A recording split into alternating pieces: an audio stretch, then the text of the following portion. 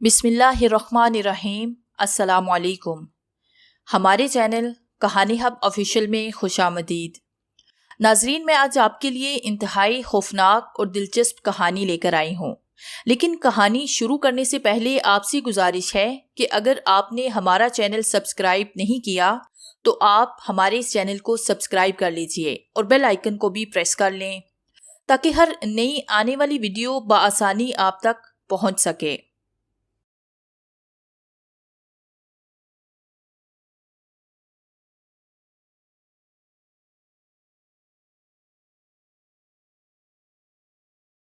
पेशे खिदमत है साया नावल एपिसोड नंबर 16। रफ्ता रफ्ता अर्शिया के अंदर तब्दीलियां रूनमा होने लगी थी। पहले उसके अंदाज में शाहनवाज के लिए एक बेरुई सी थी, लेकिन शाहनवाज का रवैया उसे मोम करता जा रहा था। पहले मैं बहुत बुरा इंसान था, मेरे दिल में मोहब्बत नाम की कोई चीज न थी। पर अर्शिया, मैंने तुम्हें देखा और मोहब्बत की पहली कोंपल मेरे दिल में फूटी और फिर मैंने तुम्हें हासिल किया और अब तुम्हारे सिवा मेरे पास कुछ नहीं। मेरे दिल का खाली गोशा पुर हो जाए शाहनवाज, मैं तुम्हारी अर्शिया तुम्हें वापस दिलाऊंगी, अर्शिया तुम्हें वापस दिलाऊंगी। अर्शिया कहती। उसकी वापसी शुरू हुई थी, उसने वक्त से समझौता कर लिया था। दूसरी तरफ शाहीना मायूस हो गई थी। उसने सब कुछ कर लिया था, लेकिन उसकी छत उसे वापस नहीं मिल सकी। क्या क्या जतन ना किए थे उसने, ईमान तक खो बैठी थी। सब कुछ बर्दाश्त हो जाता है, लेकिन मोहम्मद का पैवन बर्दाश्त नहीं होता। नतीजे में बीमार पड़ गई और कोई इलाज कारगर नहीं हो सका। फिर एक दिन उस वक्त जब शाहनवाज अर्शिया के पास बैठा उसकी दिलजोई कर रहा था, उसे बड़ी हवेली से शाहीना की मौत की इतला मिली। क्या? वो हैरत से चौंक पड़ा। जी चौधरी साहिब जब उनकी खातमा उनके लिए चाय लेकर गई तो वो शाहनवाज के मुंह से अफसोस भरी आवाज निकली। अर्शिया भी दंग रह गई थी। उसने गम भरी आवाज में कहा, अब जानते हैं चौधरी साहिब, मैं बेकसूर हूँ।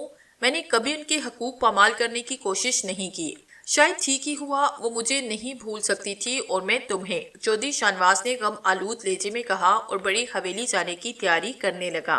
बशीर बेग अब कुल्ली तौर पर खातिम अली हो गया था। आली चाह ने कोई कसर नहीं छोड़ी थी, सारे काम कर दिए थे और अब बशीर बेग एक दौलतमंद आदमी था। दौलत जब आती है तो अकल भी साथ लाती है। चुनाचे बशीर बेग को रहने सहने का सलीका भी आता जा रहा था। वो कीमती सूट पहनने लगा था, शान से गाड़ी में बैठता। ताजी भी खुश थी, नैना से उसे बहुत मोहब्बत हो गई थी। ताजी ने एक दिन बशीर बेग से कहा, बेटा बशीर बेग शादी कर ले। अरे अम्मा छोड़, कैसी बातें करती है, मजे की जिंदगी गुजर रही है, इसे यूं ही रहने दे। अरे बेटा कौन सी उम्र चली गई, बल्कि मैं तो कहती हूँ कि ये उम्र है तेरी शादी करने की। सच पूछ अम्मा, हिम्मत नहीं पड़ती। क्यों? अरे अम्मा ताजी थे तो बशीर बेग उचके, ना जात पात का पता, ना माँ बाप का फसकाना। किसी अच्छे घर में रिश्ता तो मिल जाएगा, मगर थोड़े ही दिन में पोल खुल जाएगा। आधा शहर बशीर बेग को जानता है, नाम सुनेंगे खातिम तो जूते लेकर दौड़ेंगे। परा रहने दे अम्मा, कोने में मजे कर रहे हैं तू भी और मैं भी। अरे मुझे भी तू अम्मा कहता है, और हाँ तो फिर जहाँ रिश्ता लेकर जाएगा मुझे अपनी माँ बता देना। ताजी ने कहा, ठीक कहा तूने, काम वहीं से शुरू हो जाएगा तो डाइनिंग टेबल पर बैठकर रोटी पर दाल रखकर खाने वाली लोग खातिम की असलियत आसानी से समझ जाएंगे। एक बात तुझसे कहूँ बशीर बेग, रोटी पर दाल रखकर खाने का अपना ही मजा है। सारी रोटी दाल में सुनकर चिटपटी हो जाती है। और फिर उसी वक्त एक तरफ से नैना के हंसने की आवाज आई और दोनों चौंक कर उसे देखने लगे। साफ लग रहा था कि वो उनकी बातों पर हंस रही है। बशीर बेग ने हंसते हुए कहा, इसकी समझ में क्या आया? ऐसा न कहे बशीर बेग। क्यों? अल्लाह रखे, पूरी समझदार है ये, हर बात समझती है, बल्कि अब तो बोलती भी है, और जो कुछ बोलती है वो बड़ी समझदारी की बात होती है। तो हो कि नहीं, बड़ी हो गई है, पैरों चलती है। ये बात नहीं बशीर बेग, और भी बहुत सी बातें हैं। मैं तुझसे एक बात कहूँ, किसी पीर फकीर का साया है इस पर, अपनी उम्र से बहुत बड़ी है। हमारे देखते ही देखते कितनी बड़ी हो गई। और फिर बशीर बेग, खुदा लगती कहियो, क्या इसके आने के बाद से ही हमारे दिन फिरे हैं ना? बशीर बेग मुतासिर हुआ और बोला, ये बात तो है अम्मा। बेटा मैं तो इसका बड़ा ख्याल रखू हूँ, वजू से रहती हूँ इसके साथ। अच्छी बात है अम्मा। बशीर बेग सोच में डूब गया। आने वाले कई सपेरे थे। सपेरू का सरदार चंगेजू सबसे आगे था, लेकिन उसके आगे 4 सपेरे थे जो एक खास तरह का जाल ताने सरदार के सामने चल रहे थे ताकि नाग सरदार पर हमला न करे। सरदार के साथ एक अजीबुल खलकत बूढ़ा आदमी था जो बिल्कुल सूखे हुए ढांचे की तरह था। उसके गाल पिचके हुए और नाक तोते की चूंद की तरह मुड़ी हुई, होंठ धसे हुए और आंखें उल्लू की आंखों की तरह गोल थी। सरदार चंगेजू की आवाज उभरी, शीश देवता आज नाग पंछी है, मैं तेरी आरजू उतारने आया हूँ। हमारे सपेरे आज तेरे दर्शन करके नाग पकड़ने जा रहे हैं। नाग पकड़ के इनका जहर निकाल कर बेचना हमारा पेशा है। इससे हमारे परिवार पलते हैं। उन्हें आशीर्वाद दे, तू हमारा देवता है और हम तेरे साए में अपने आप को महफूज समझते हैं। राजकुंदल सूरत-ए-हाल को समझ रहा था। 13 साल इनकी कैद में गुजारने थे। इनसे अच्छे ताल्लुकात जरूरी थे। चुनाचे उसने फन खड़ा किया और फनकारे मारने लगा। सपेरे खुश हुए और जे कार करने लगे। लेकिन राजकुंदल ने इस सूखे हुए बूढ़े को अजीब से अंदाज में मुस्कुराते हुए देखा। इसकी गोल गोल आंखों में एक अजीब सी बेएतबारी थी। सपेरे नारे लगा रहे थे, खुश हो रहे थे और कह रहे थे कि अब शीश नाग इनके कबीले में है, इनकी जे ही जे है। फिर दूसरी रस्में होने लगी। आखिर में दूध की एक बड़ा सा कोंडा रखा गया और सपेरे इसी तरह जाल संभाले उल्टे कदमों वापिस चले गए। जब आखिरी आदमी भी बाहर निकल गया तो चित्तर नंदी ने कहा, मनेश भी कैसा बावला है, बस अपने हक को शांति देता है। अब तुम भला यहाँ कैद रहकर इनकी क्या सेवा कर सकते हो। राजकुंदल ने इसकी बात का कोई जवाब न दिया। वो काफी गहरी सोच में था। फिर उसके सामने मुंह खोला। वो कौन था? तुम उस सूखे बदन वाले बूढ़े के बारे में सोच रहे हो? हाँ, राजकुंदल चौंक कर बोला। कौन था वो, तुम जानती हो? लो, मैं क्या जानूं, मैं तो खुद तुम्हारे साथ यहाँ आई हूँ, चित्तर नंदी ने कहा। तो फिर तुम्हारा ध्यान उधर कैसे गया? वो मुझे अजीब सा लगा था। उसकी गोल गोल आंखों में कोई ऐसी बात थी जो मन में वो रख रहा था। बिल्कुल ऐसा ही हाल मेरा भी था। जब वो आया था तो दूसरों की तरह था। फिर उसने जब देखा और इस तरह चौंका जैसे कोई खास बात देख ली हो। फिर वो पापी हमें गोता ही रहा। कोई परेशानी की बात है क्या? नहीं, परेशानी कैसी, बस यूं ही किसी अनोखी बात का ख्याल तो रहता है। चलो चलो आओ दूध पिए। तो अपनी कहानी पूरी कर, मैं इसमें उलझा हुआ हूँ, राजकुंदल ने कहा। चित्रनंदी दूध के कोने के पास पहुंची। उसने दावत देने वाली नजरों से राजकुंदल को देखा। फिर बोली, मैं तुझसे पहले दूध में मुंह डालना नहीं चाहती, मगर मेरा मुंह दूध में डालना जरूरी है। तू पी ले, मैं तुझे इजाजत देता हूँ। शिकम शेर होकर चित्रनंदी उसके पास आई। फिर बोली, बात मैंने जहाँ से मोड़ी थी कि खामून साइकाना की तरफ से परेशान हो गया था। वो जानता था कि साइकाना अनोखी है, इस बस्ती की नहीं, कहीं दूर से आई है। इसके बारे में कोई कुछ नहीं जानता। वो साइकाना की खोज में लगा और फिर एक रात उसने साइकाना को झोंपड़े से बाहर निकलते देखा। उसने एक काली चादर ओढ़ रखी थी ताकि रात की तारीकी में उसे कोई देख न सके। जैसे ही वो निकलकर दौड़ गई, हामून अपनी नींद से उठा और उसके पीछे चल पड़ा। साइकाना दुनिया से बेखबर चली जा रही थी। उसका रुख बस्ती से बाहर था। हामून, उसके दिल में चिंगारियां दौड़ने लगी। वो साइकाना को बेहद चाहता था। हालांकि साइकाना ने उसे अपने बारे में कुछ भी न बताया था और यही कहती रही थी कि वो अपना माजी भूल चुकी है, लेकिन अब वो कहाँ जा रही है उसका पीछा करता रहा। साइकाना बस्ती पीछे छोड़कर आई थी और अब दूर दूर तक पहाड़ियां फैली नजर आ रही थी। आखिरकार साइकाना का सफर इन पहाड़ियों के करीब खत्म हुआ। साइकाना एक कार के सामने रुकी और फिर गार में दाखिल हो गई। कुछ लम्हे इंतजार के बाद वो दबे कदमों कार में आया। गार अंदर से खूब कुशादे और हवादार था। उसमें बेशुमार मिशलें रोशन थी और तेज रोशनी में उसने देखा। इस पर उसे यकीन न आया। गार के बीचों बीच पत्थर के बने हुए एक अजीमुशान मुजस्मा था। इतना खौफनाक मुजस्मा कि जिसे देखकर ही इंसान का पत्ता पानी हवा हो जाए।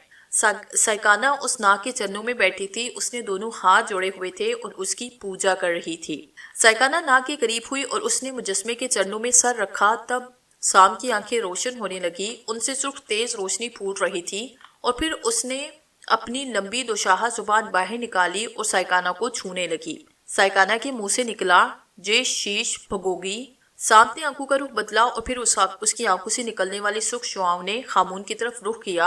हामून ने महसूस किया जैसे आग की दो तेज दहकती लकीरें उसे छूने के लिए बढ़ रही हों।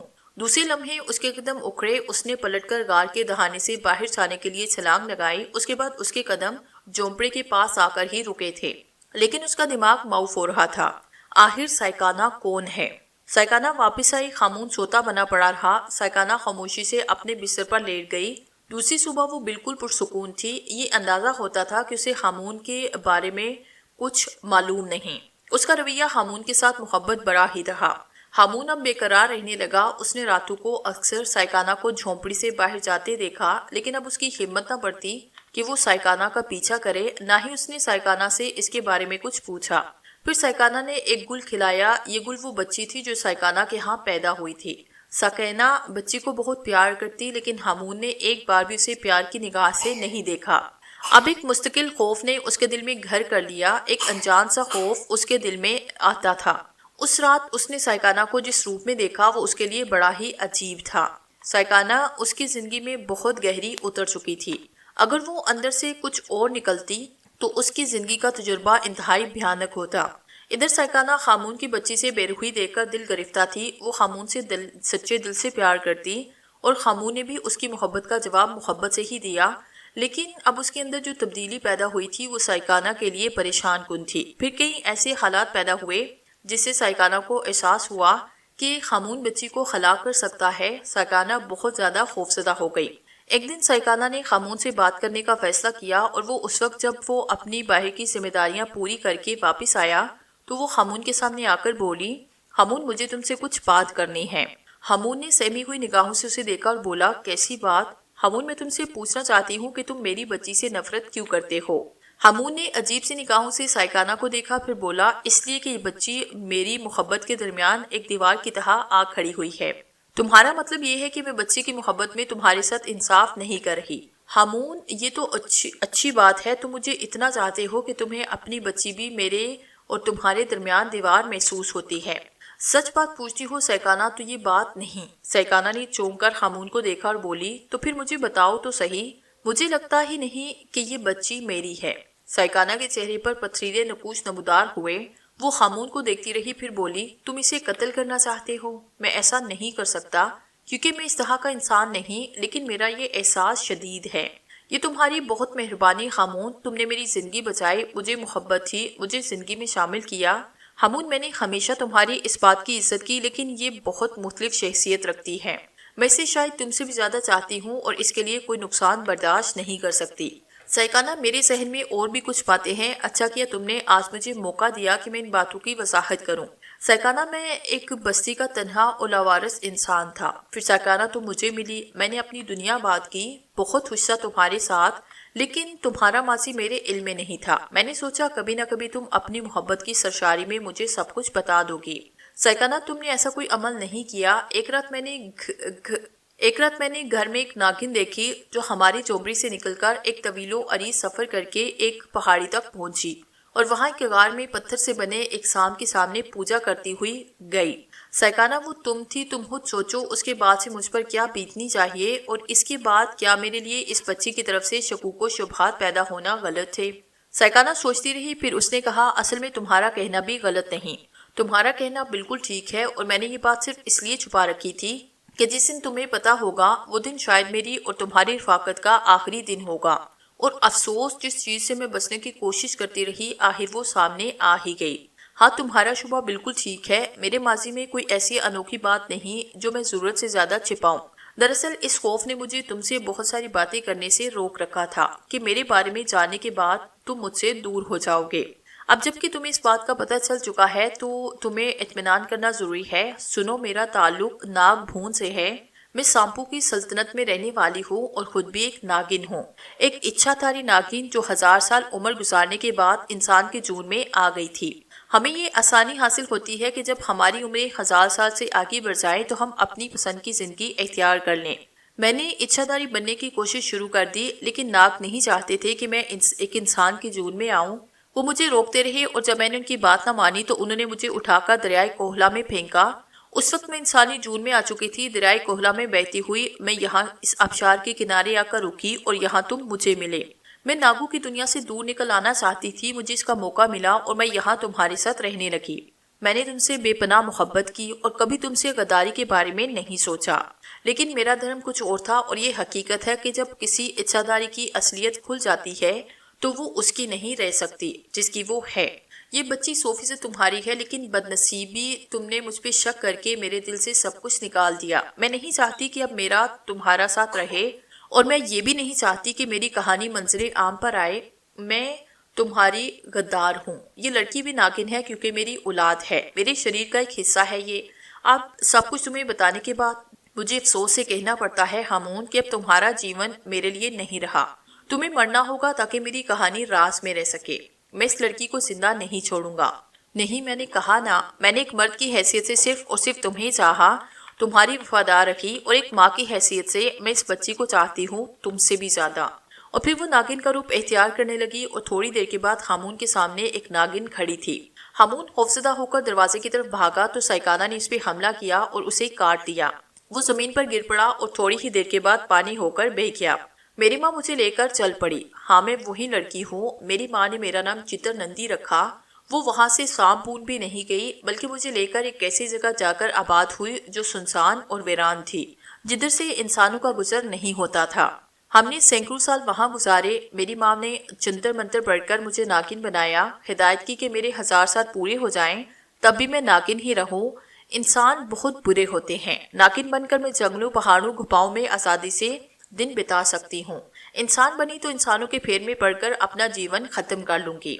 इसलिए कहती हूँ कि इंसान नहीं बनना। मैंने नागों के दरमियान जीवन बिताया। नागों के बीच जीते हुए मुझे पता चला कि अगर मुझे शीश नाग मिल जाए और वो मुझे अपने चरणों में स्वीकार कर ले तो मैं रानी बन जाऊंगी। ये ख्वाहिश मेरे दिल में बरसों से पड़ रही थी और मैं शीश नाग की तलाश में भटकती रहती थी। फिर तुम मुझे नजर आए और मुझे शीश नाग के बारे में जितनी मालूमात थी उन्होंने मुझे बताया कि तुम शीश नाग ही हो और महाशीश नाग में तुम्हारे पीछे लग गई। तुम कहते हो कि तुम नाग नहीं इंसान हो और इंसान से नाग बनने वाली बात सचमुच मेरी समझ में नहीं आई। लेकिन अगर तुम कहते हो तो ठीक ही होगी, पर मुझे हैरत है इस बात के कि अगर तुम नाग नहीं तो फिर शीश नाग जैसे क्यों लग रहे हो। राजकुंदल हैरानगी से उसे देख रहा था। अनोखी कहानी थी उसकी। बहुत से पहलू तिश्ना थे और बहुत से ऐसे जो समझ में ना आए, लेकिन समझाने वाला कौन था। और ये बात सच्ची है कि समझने की जरूरत भी ना थी। वो अपनी ही मुश्किल में गिरफ्तार था। 13 साल। ठीक है महासाबली, महाकाली, तुम दोनों मेहमान हो। मैं तो तुम्हारी एक मामूली सी संतान हूँ। मुझे क्या अधिकार है कि तुम्हारे फैसलों से मुंह मोड़ूं। मैंने सारा जीवन तुम्हारे साथ ही तुम्हारे चरणों में बिताया। मेरे साथ ये सलूक नहीं होना चाहिए। मैं तो तुम्हारी ही दासी हूँ। तुमने मुझे छोड़ा और मैं यहाँ एक कीड़े को हैसियत से इस कैद खाने में जीवन बिता रहा हूँ। तुम जानो और तुम्हारा काम बताऊंगा। ये साल भी हो सकता है मर ही जाऊं, पर अफसोस रहेगा कि मैंने जिन शक्तियों के लिए अपना सारा जीवन धाना उन्होंने इस तरह मेरा साथ छोड़ दिया कि पलट कर मेरी खबर भी ना ली।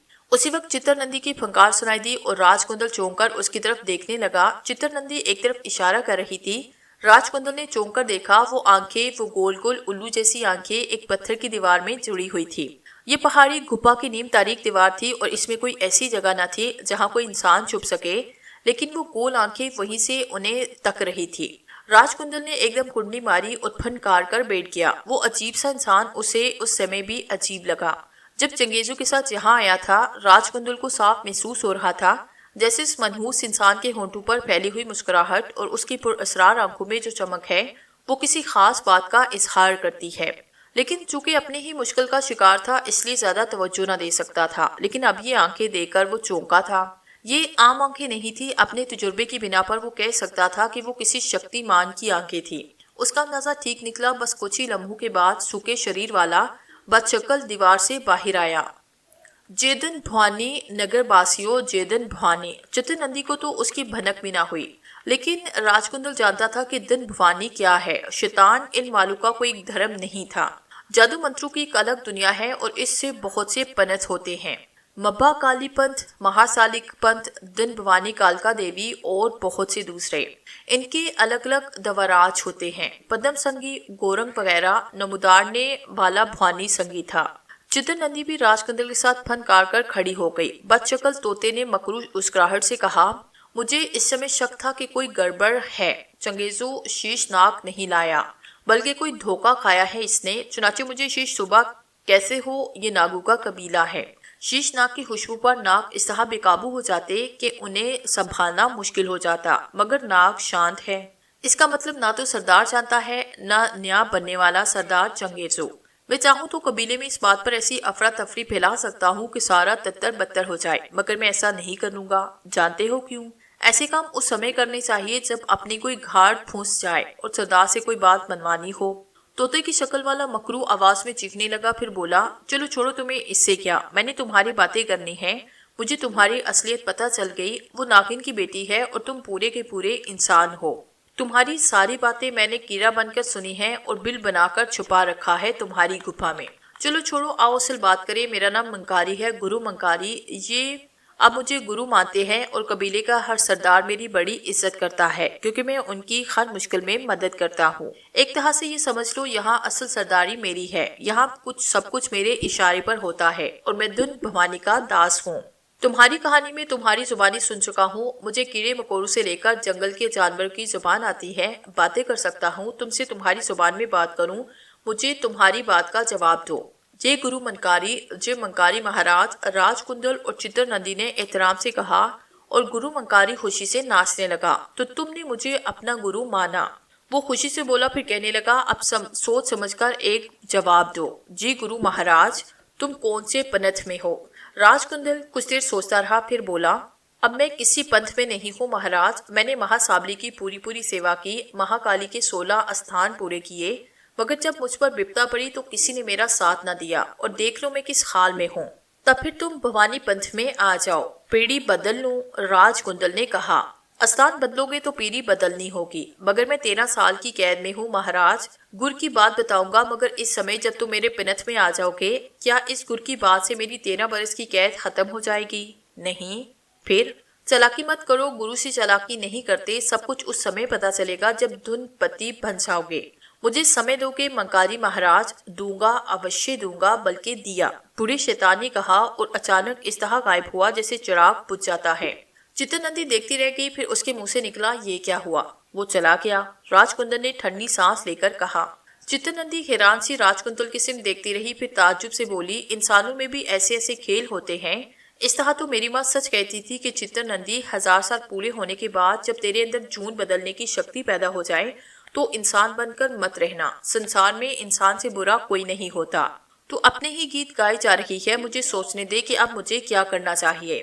تو پریشان ہے مہاشیش؟ تو اور کیا، پنتھی بدلنا آسان کام تو نہیں ہوتا، مہا سابلی اور مہا کالی سے منہ موڑنا کوئی آسان کام نہیں، راج کندل نے کہا۔ چتر نندی خاموش ہوئی، وہ دل میں سوچ رہی تھی کہ دھوکا تو مجھے ہوا، میں تو اسے شیش ناگ سمجھ کر اس کے پیچھے لگی تھی، جب وہ شیش ہے نہیں تو پھر مجھے اس کا کیا کرنا ہے، لیکن قید کی یہ 13 سال اس کا کیا ہوگا؟ راج کندل 3 دن تک سوچتا رہا، منکاری نے بھی اس دوران کوئی خبر نہ لی۔ چوتھے دن اس نے منکاری کو آواز دی اور ایک گوشے سے منکاری کی ہنسی سنائی دی، میں کیا ہی کہا ہوں بالک، اس بل میں پڑا ہوا ہو۔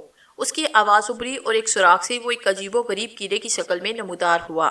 غار میں آ کر اس نے اپنے بدن کو کچھ چنبش دی اور انسان کی شکل میں اٹھ کھڑا ہوا۔ راج کندل اسے بغور دیکھتے ہوئے سوچ رہا تھا کہ وہ کتنا بڑا شکتی مان ہے، نہ جانے اس نے یہ شکتی کس طرح حاصل کی۔ اس کے حصول کے لیے راج کندل خوار ہوتا رہا تھا اور اس نے اپنا سب کچھ گنوا دیا تھا۔ راج کندل حیران رہ گیا، دیر تک منکاری کے الفاظ ہی اس کی سمجھ میں نہیں آئے، لیکن جو کچھ منکاری نے کہا تھا اس نے سنا ضرور تھا اور ان پر غور کر رہا تھا۔ البتہ چتر نندی کی سمجھ میں سب کچھ آ گیا تھا، وہ حیرت سے چیخ پڑی، یہ بھی شیش ناگ نہیں اور میں بھی انسان زادی ہوں۔ بے شک میری ماں ناگن تھی مگر اچھا داری، یہ بات تو سمجھ میں آتی ہے، سنا تو نے، تو شیش ہے، اور جو جادو منتر پڑے گئے ہیں وہ ہمارے نہیں، پتہ نہیں یہ خوش ہونے کی بات ہے یا دکھی ہونے کی۔ راج کندل بھی آہستہ آہستہ حقیقتوں پر غور کر رہا تھا، پھر اس نے حیرانی سے منکاری کو دیکھا اور کہا، گویا ہم لوگ، میرا مطلب ہے ہم دونوں ان سپیروں کی قیدی میں نہیں ہیں۔ ہاں، قبیلے کا نیا سردار چنگیزو تمہیں شیش ناگ سمجھ کر پکڑ کر لایا تھا کیونکہ تم شیش ناگ کی شکل میں تھے، پھر منتر وغیرہ پڑے گے، اگر تم شیش ناگ اور یہ ناگن ہوتی تو تمہیں 13 سال ان کی قید میں رہنا ہوتا، لیکن چونکہ تم منش ہو اس لیے آرام سے نکل سکتے ہو۔ تو ہمیں بتاؤ کہ ہمیں کیا کرنا ہے منکاری؟ سب سے پہلے یہاں سے باہر نکلو، اب تو تم بھوانی پنتھی ہو گئے ہو، اس لیے میرا فرض ہے کہ میں تمہاری ہر طرح سے مدد کروں۔ میں ابھی یہاں سے جانا چاہتا ہوں۔ ارے بابا نکلو یہاں سے، منکاری انہیں راستہ بتانے لگا۔ راج کندل اور چتر نندی منکاری کے پیچھے چل پڑے، انہیں باہر نکلنے میں کوئی دقت پیش نہ آئی، وہ پہاڑ کے اوپر چڑھنے لگے۔ چتر نندی بالکل خاموش تھی اور تیز رفتاری سے ان کا ساتھ دے رہی تھی۔ منکاری کے بارے میں یہ اندازہ ہو ہی گیا تھا کہ وہ کوئی بہت ہی اونچی چیز ہے۔ راج کندل یہ سوچ رہا تھا کہ اب اس کے پاس تو کچھ نہیں رہا، اگر منکاری کو گرو بنا لے تو شاید اسے کچھ حاصل ہو جائے۔ منکاری ان کی رہنمائی کرتا رہا اور وہ قبیلے سے اتنے دور نکل آئے کہ اب اگر قبیلے والے ان کے پیچھے دوڑ بھی پڑے تو ان کی لکیر تک کو نہ پا سکے۔ پھر جب رات کی سیاہی آسمان سے نیچے اترنے لگی، انہوں نے اپنے آپ کو ایک دور دراز سرسبز و شاداب علاقے میں پایا۔ بڑی ہی خوبصورت جگہ تھی، آگے شاید کوئی بستی تھی کیونکہ قرب و جوار میں ترکاریوں کے کھیت پھیلے ہوئے تھے۔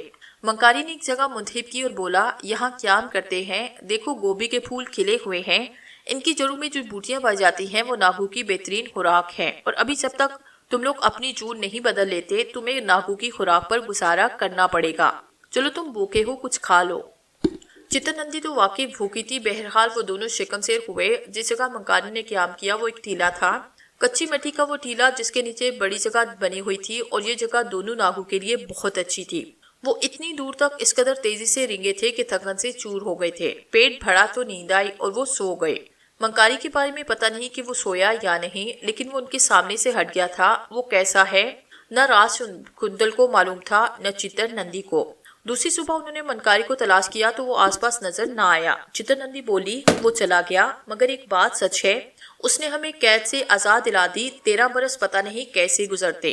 राजकुंदल कुछ ना बोला। वो किस कदर अफसुर्दगी का शिकार था। चित्तरनंदी फिर कहने लगी, तू शीशनाक नहीं, किस तरह नाक की जून में आया ये भी सही तरह तूने बताया नहीं, पर मैं तो तेरे पास तुझे नाक समझकर आई थी। मेरे मन में तो बस एक ही इच्छा है कि मैं शीशनाग को तलाश करूं। भला तेरे साथ रहकर मुझे क्या मिलेगा। सो अब मैं चलती हूँ। वीरानों में, पहाड़ों में, खुपाओं में, जंगलों में शीशनाग को तलाश करती फिरूंगी, और मेरे जीवन का कोई मुसरफ ही नहीं। मुझे आज्ञा दे। राजकुंदल ने चित्तरनंदी को देखा और बोला, हाँ तुझे जाना ही है। मेरी अपनी मंजिल कहाँ है ये मैं नहीं जानता, लेकिन इतने दिनों तूने मेरा बड़ा अच्छा साथ दिया। काश मैं तुझे कोई तोहफा दे सकता। चित्तरनंदी ने दुध पड़ी मुस्कुराहट से उसे देखा। उसके बाद फन डालकर उस जगह से बाहर रेंग गई। राजकुंदल को वाकई थोड़ा बहुत अफसोस हुआ, पर जब वो दूर चली गई तो उसने उसका ख्याल दिल से फेंका। उसका तो अपना जीवन ही दलदल में फंसा हुआ था। बाहर निकला तो एक दरख्त की जड़ में मंकारी बैठा हुआ नजर आया। वो रेंगता हुआ मंकारी के पास आया। मंकारी ने मुस्कुराती हुई निगाहों से उसे देखा। राजकुंदल फनकार कर उसके पास बैठा। थोड़े फासले पर गोभी के खेतों पर मर्द और औरतें काम कर रहे थे। मंकारी ने कहा, नाम क्या है तेरा। राजकुंदल था मेरा नाम। राजकुंदल तू अब हमारी पनथी में आया, बता मैं तेरे लिए क्या करूं। तेरे मन की सबसे बड़ी मनोकामना क्या है। मंकारी, महाराज सबसे पहले तू मुझ भवानी पनथी के बारे में बता। हाँ, समय है कि तू भवानी पंथी के बारे में सब कुछ जान ले। तो पहले ही काले धर्म का ज्ञानी है। हमें अलग अलग पनथियां होती हैं। महाकाली बहुत बड़ी और उसका सिलसिला महासाबली से जा मिलता है, मगर काले धर्म के भी कुछ अलग अलग खाने हैं, और हर खाने का अपना एक विधास है। अब तू भवानी का दास है। भवानी माँ हर जगह तेरी सहायता करेगी। तुझे अपनी जून बदलने से पहले मेरे कुछ काम करना होंगे, और मेरे ये काम कर लेगा तो तुझ पर से मेरा कर्ज उतर जाएगा। मैंने तुझे 13 बरस की कैद से बचाया और भवानी पनथी में लाया हूँ, क्योंकि तू खुद कहता था कि तूने जीवन भर महाकाली और महासाबली की पूजा की है, मगर समय पर उन्होंने तेरा साथ न दिया। ऐसी बात नहीं, हर पनत के विद्वान अपने प्रीति को कुछ न कुछ देते हैं, पर कभी कभी ऐसी कुव्वतें आड़े आती हैं जो रास्ते रोक रहती हैं। सारी ताकत काले धर्मों वालों के पास ही नहीं, खास तौर से ये मुसलमान आलिम हमारे रास्ते की सबसे बड़ी रुकावट होते हैं। सिर्फ ये है जो हमारा कर्या कर्म कर देते हैं, वरना बाकी से तो हम अच्छी तरह निमट लेते हैं। राजकुंदल को फौरन बाबा अदरीस अली याद आए। उसके मुंह से फंकारी निकलने लगी। मनकारी ने मुस्कुराते हुए कहा, जरूर तेरे मन में भी ऐसी कोई बात है। हाँ मनकारी, मेरे जीवन को खत्म करने वाला एक मुसलमान ज्ञानी ही है। मैं तो पहले ही कह रहा था कि अगर हमारा कोई रास्ता काटने वाला होता है तो यही होते हैं। खैर, मुझे इससे कोई दिलचस्पी नहीं कि तेरा किसी झगड़ा है। तेरे मन में जो कुछ है तो इसे पूरा कर सकता है। तू नाग कैसे बना। एक चाप करके जिसमें मुझे नाग बनकर किसी को तलाश करना था। मेरी 3 दफा की कोशिशें नाकाम हुई और मैं नाग बना रह गया। अब मैं इस समय अपना असर रूप हासिल कर सकता हूँ जब मैं एक आखिरी चाप करूँ। ये चाप मुझे नाग से इंसान तो बना देगा, पर उसके बाद मेरे पास कोई शक्ति नहीं रहेगी। फिर तो तू बड़ा ही खुशनसीब है कि तुझे एक आम इंसान बनने से पहले एक नई पीढ़ी मिल गई। मनकारी महाराज, आपकी बहुत सी बातें मेरी समझ में नहीं आती। समझा दूंगा मैं तुझे। अब तू ये बता कि मैंने जो तेरे लिए किया, क्या तू मुझे इसका बदला देने को तैयार है। एक सांप की हैसियत से मैं जो कुछ कर सकता हूँ वो मुझसे ज्यादा तुम जानते हो। हाँ, तुझे एक सांप की हैसियत से मेरे 3 कान करने हैं। उसके बाद मैं तेरा हिसाब बराबर कर दूंगा। फिर मैं तुझे बताऊंगा कि तुझे आगे क्या करना है। अगर तू मुझसे पूछेगा तो, और अगर नहीं पूछेगा तो तेरी मर्जी। अब मुझे बताएं कि मुझे आपके लिए क्या करना है। अगर एक नाग की जून में रहकर मैं कुछ कर सकता हूँ तो इस पर मुझे कोई एतराज नहीं। मनकारी उसे साथ लेकर चल पड़ा। उसने लंबे फासले तय किए और आखिरकार एक बस्ती में दाखिल हो गया। यहाँ भी उसने एक सुनसान सी जगह क्याम किया और फिर राजकुंदल को अपना मतलब समझाने लगा। राजकुंदल गौर से उसकी बातें सुन रहा था। मनकारी ने जो कुछ कहा वो इस पे अमल करने के लिए तैयार हो गया। मनकारी ने ही उसे इस शानदार हवेली का रास्ता दिखाया और ये भी बताया कि हवेली में कैसे दाखिल होना है। حویلی کے ایک ٹوٹے ہوئے حصے میں ایسی جگہ تھی جہاں انٹو کے ڈیر پر سے گزر کر راج کندل کو اندر داخل ہونے میں کوئی خاص دقت پیش نہ آئی۔ منکاری نے اس شخص کا نقشہ بتایا جسے کاٹ کر اسے ہلاک کرنا تھا، اور وہ شخص اسے نظر آیا۔ بڑی شان و شوکت والا کوئی 65-70 سالہ آدمی تھا۔ حویلی میں بے شمار عورتیں نظر آ رہی تھی، ہندو گھرانہ تھا اور یہاں کی شان و شوکت دیکھنے کے قابل تھی۔ جس شخص کو اسے کاٹنا تھا وہ اس گھر کا سربراہ تھا اور اس کا نام ستپال سنگھ تھا۔ سارے معاملات سے فارغ ہو کر ستپال سنگھ جب اپنے کمرے کی طرف آیا تو راج کندل نے بڑی احتیاط کے ساتھ اس کا پیچھا کیا اور یہ دیکھ لیا کہ وہ کون سے کمرے میں داخل ہوا ہے۔ اس کے بعد راج کندل نے کمرے کی پشت سے ایک درخت کے ذریعے اس کے روشن دان تک پہنچنے کی کوشش کی۔ یہاں سے وہ کمرے میں اتر سکتا تھا، اور جب رات گہری ہوئی تو وہ درخت پر چڑھ کر روشن دان تک پہنچا۔ روشن دان سے نیچے اتر کر اس بڑے چھپر کھٹ کے نیچے پہنچا جس کے اوپر ستپال سنگھ موجود تھا۔ کمرے میں کچھ اور افراد بھی بیٹھے تھے۔ ستپال سنگھ کہہ رہا تھا، دیکھو دولت کا پھر بڑی بری چیز ہوتی ہے۔ جو کچھ میرے پاس ہے وہ میرے پرکھو کا دیا ہوا ہے اور سب تمہاری ملکیت ہے۔ میں انتظار کرتا رہا کہ وہ بھی آ جائے، پر اس کے بھاگ میں وہ ہے ہی نہیں جو میں اسے دینا چاہتا ہوں۔ بلا وجہ میری طرف سے غلط فہمی کا شکار ہو کر برائی کے راستوں پر نکل گیا۔ مرنے کے بعد بھی میں اس کے لیے دکھی ہوتا رہا ہوں۔ خیر اس کا حصہ محفوظ رکھنا، اگر وہ کبھی جیون میں تمہارے پاس آئے تو اس کا حصہ اسے دے دینا۔ بھگوان آپ کو ہمارے سروں پر سلامت رکھے بڑے مہاراج، آپ کے جیون میں ہی وہ آئے گا، آپ دیکھ لیجئے۔ جس طرح بگڑ گیا ہے مجھے یقین نہیں کہ وہ واپس آئے گا، ستپال سنگھ نے مغموم لہجے میں کہا۔ وکیل کل آئیں گے، میں وصیت نامے پر دستخط کر کے ان کے حوالے کر دوں گا۔ تم لوگ کل ذرا تیاریاں رکھنا، ہم ایک چھوٹی سی تقریب کر لیں گے تاکہ آپ لوگوں کو معلوم ہو جائے کہ میں نے وصیت نامہ وکیل صاحب کے حوالے کر دیا۔ آپ کی جو آگیا مہاراج۔ بس اب تم لوگ جاؤ، میں آرام کروں گا، ستپال سنگھ نے کہا۔ تمام لوگ کمرے سے نکلے۔ ستپال سنگھ کمرے میں اکیلا رہ گیا تھا۔ راج کندل آہستہ سے ایک جگہ سے دوسری جگہ بدل کر ایک ایسی جگہ آیا جہاں سے وہ اپنا کام بآسانی کر سکتا تھا۔ ستپال سنگھ بستر پر لیٹا، راج کندل انتظار کرنے لگا کہ وہ نیم غنودہ ہو جائے اور وہ اپنا کام کرے۔ پتہ نہیں ستپال سنگھ نیم غنودہ ہوا تھا یا نہیں، لیکن اس کا ایک ہاتھ بستر سے نیچے ضرور لٹک گیا اور ہاتھ کی پوری کلائی راج کندل کی ضد میں تھی۔ راج کندل پھن اٹھا کر آہستہ آہستہ اوپر اٹھنے لگا، پھر اس نے بھرپور طریقے سے ستپال کی کلائی پر منہ مارا اور اپنا زہر اس کی رگوں میں اتار دیا۔ ستپال سنگھ کے حلق سے ایک دہشتناک چیخ نکلی اور راج کندل روشنان کی طرف دوڑا۔ کچھ ہی لمحوں میں وہ روشن دان سے باہر نکلا۔ اب اسے نہیں معلوم تھا کہ ستپال سنگھ پر کیا بیتی، لیکن یہ بات طے تھی کہ اس کا سارا وجود شیش ناگ کا تھا اور بھلا شیش ناگ کا کاٹا کیا بچ سکتا تھا۔ منکاری نے مسکراتے ہوئے اس کا سواگت کیا تو راج کندل نے اسے بتانے کی کوشش کی کہ اس نے اس کا کام کیا، لیکن منکاری پہلے ہی بول اٹھا، معلوم ہے مجھے، پہلے ہی معلوم ہے، اب تم دوسرا کام کرو۔ یہ دوسرا کام ایک 7 سالہ بچے کو ڈسنے کا تھا۔ سورج راج کندل نے ذہانت اور چالاکی کے ساتھ یہ کام کیا، اور تیسرا کام ایک لڑکی کا تھا۔ راج کندل اگر بذات خود ایک سنگ دل اور کمینہ صرف انسان نہ ہوتا، اس کی اپنی مرضی نہ ہوتی، تو شاید کوئی بھی صاحب دل ان تینوں افراد کو ہلاک کرنے کی کوشش نہ کرتا۔ ستپال سنگھ بہت ہی نرم ہو انسان تھا، لیکن سب سے بڑی بات اس نوجوان لڑکی کی تھی جو بے حد خوبصورت تھی، اور جب اس کی پنڈلی میں راج کندل نے اپنے دانت کاڑے تو لڑکی کے حلق سے نکلنے والی چیخ بڑی ہی خوفناک تھی۔ راج کندل کو وہاں چھپنے کا موقع نہ مل سکا۔ بہت سے لوگوں نے اسے دیکھا، اس کی جان بڑی مشکل سے بچی، لیکن بہرطور کسی طرح راج کندل بچ گیا۔ تمہارے تینوں کام پورے ہوئے، اب مجھے بتاؤ مجھے کیا کرنا ہے۔ میرے کام پورے ہوئے، ایک بات کا خیال رکھنا، جب تم بھوانی پنتھی میں آ گیا ہے تو اس سے غداری مت کرنا۔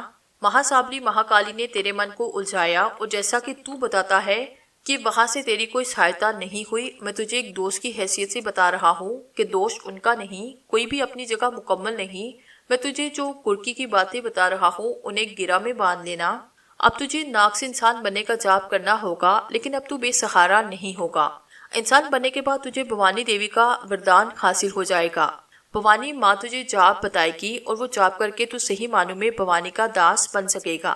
جب تو بھوانی کا داس بن جائے گا تو بھوانی کے بھیروں سے اپنے اس دشمن کا پتہ پوچھنا جس سے تیری لاگ لگی ہوئی ہے، وہ تیری رہنمائی کریں گے۔